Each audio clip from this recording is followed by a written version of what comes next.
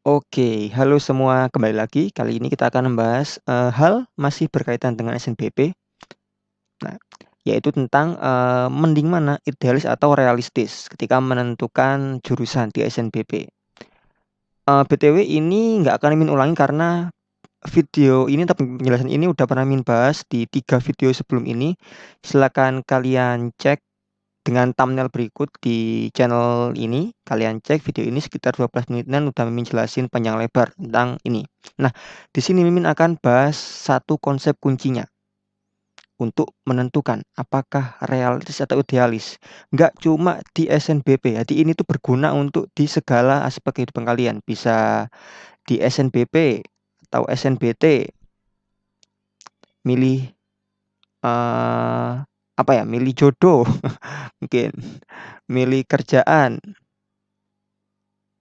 karir, dan segala hal yang berkaitan dengan apa ya, pilihan di kehidupan.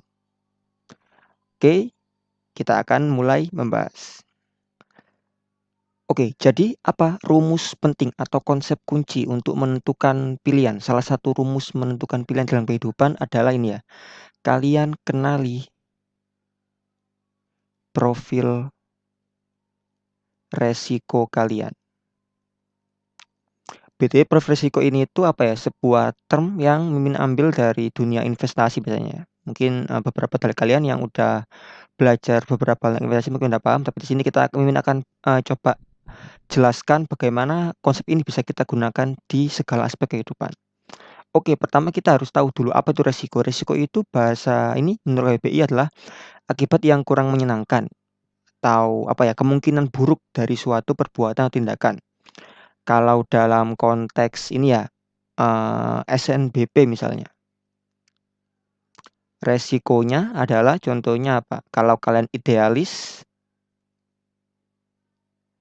resikonya tentu gagal kan? Karena kalau idealis biasanya identik dengan memilih jurusan yang ketat kan ya, atau impian kalian. Nah, jadi kalian harus kenali dulu apa itu profil resiko dari kalian.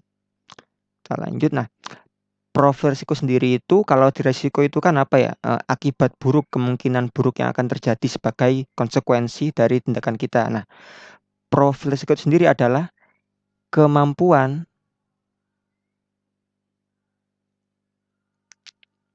diri kalian menerima resiko.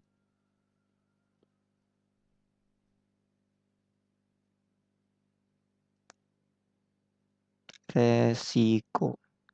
Contohnya ini dalam kasus investasi ya, karena Timin bilang ini istilah atau term yang muncul dari ini dunia investasi.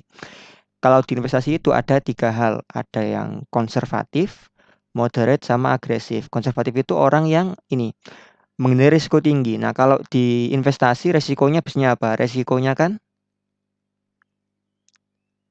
loss, mengalami loss atau apa ya, nilai uang kalian, nilai modal kalian berkurang gitu. Nah, jadi ada 3. Konservatif yaitu orang yang menghindari risiko tinggi, menghindari risiko. Orang yang ini moderate, dia cenderung siap menerima risiko cuman bukan risiko yang tinggi. Ada juga yang agresif yaitu dia yang siap gagal. Jadi siap aku siap untuk apa ya, misal kehilangan modal sebanyak apapun, jadi gitu. Nah, terkadang biasanya itu resiko itu berbanding lurus dengan peluangnya ya. Makanya kadang kita itu sering mendengar kalau di dunia investasi ada istilah high risk, high return. Jadi pilihan-pilihan yang menghasilkan apa ya, nilai perolehan yang besar. Jadi kayak misal kalian investasi 100.000, kalian punya peluang dia bisa menjadi 1 juta atau berapa, tapi resiko untuk kehilangannya tentu besar. Nah, itu contoh yang agresif. Nah, kalau di konservatif ini dia mungkin nilai pertumbuhannya nggak besar, jadi kayak 100.000 ya nambahnya cuma 105.000 gitu. Cuman dia peluang untuk hilangnya kecil. Jadi itu ya, itu adalah sedikit awalan tentang konsep profil resiko. Oke, terus gimana kalau kita terapkan pada konteks ini, seleksi masuk perguruan tinggi atau SNBP dulu misalnya ya. Di SNBP, kalau tadi ada 3 di sini, kalau di SNBP ini sendiri bagi 2 kelompok. Satu, kelompok yang siap gagal atau siap ikut SNBT, dan 2 kelompok yang nggak siap. Entah nggak siap itu karena dia males pengen libur cepet atau dia nggak pede bersaing di SNBT. Nah, kalau kalian ini siap bersaing di SNBT, tentu nanti pilihannya adalah idealis aja.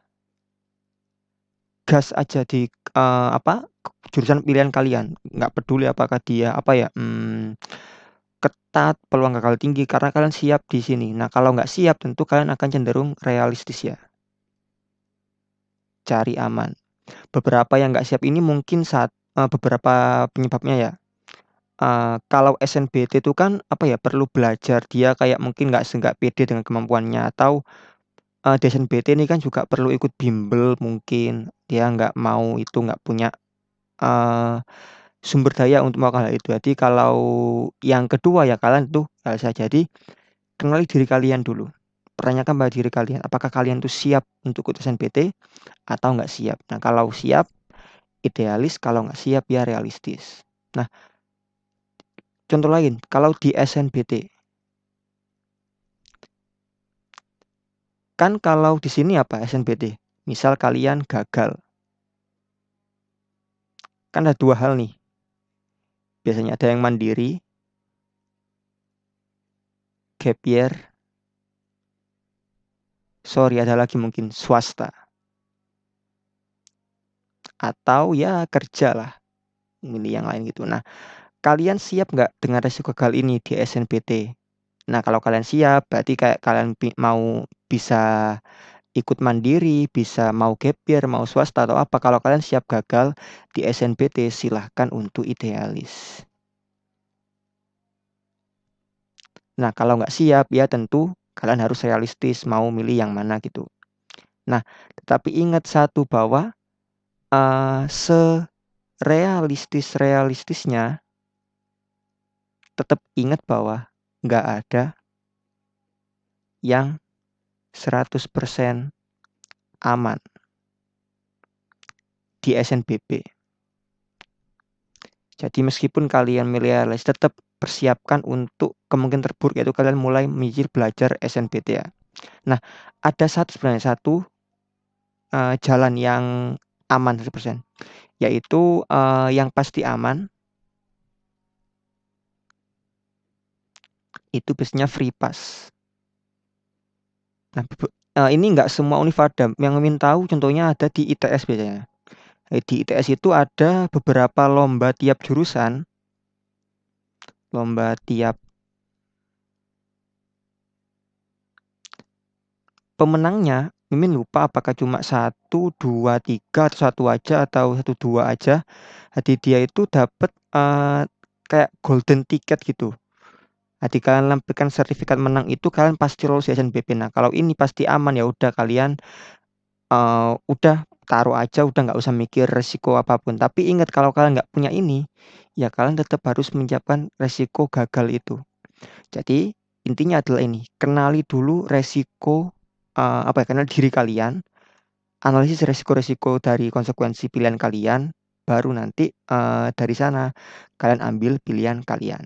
Jadi kurang lebih seperti itu. Kalau ada pertanyaan silakan sampaikan di kolom komentar. Akan Mimin usahain buat jawab. Jadi sampai ini aja video untuk kali ini. Terima kasih yang udah nonton. Sampai jumpa di video-video lainnya. Sampai jumpa. Bye-bye.